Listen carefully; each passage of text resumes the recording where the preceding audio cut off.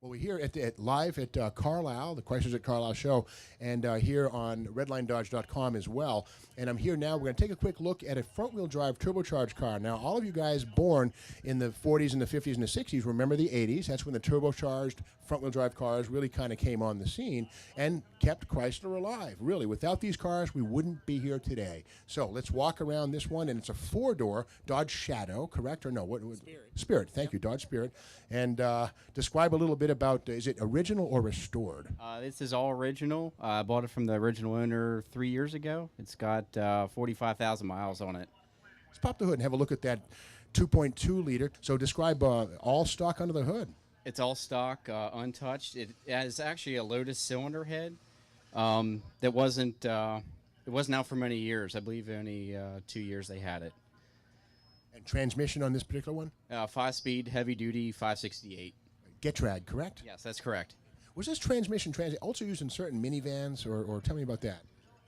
They did have other ones. This was the best heavy-duty one that they ever had. Now, do you feel a little bit of guilt driving it? It's so well preserved. It's almost a thing where it's collectible. There's no doubt about that. Do you worry about driving it, or do you already limit the amount of use it sees? It's limited. It's only driven under 500 miles a year, so no daily driving for it. Well, that's a great thing. Of course, disc brakes up front, and in the back, we have disc brakes as well. The standard variant of the Spirit would have had drums in the back, I think. So at this point in time, the Spirit RT, the discs in the back was a pretty exotic thing. It's funny how far we've kind of come. You know, the Dart kind of takes the place today of the front-wheel drive, and they come with disc brakes all the way around. But I drive a 63 Dart every day, and it's got drum brakes all the way around, you know. But all the same, a nicely preserved car. And any plans for the immediate future on this one?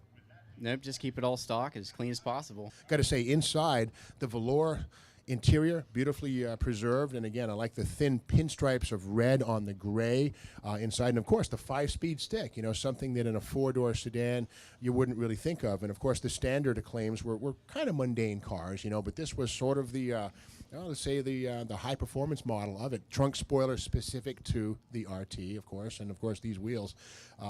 Now, what do you do with the mechanic at the dealership again? Are you a mechanic? Or? Yep, I've been there for 10 years.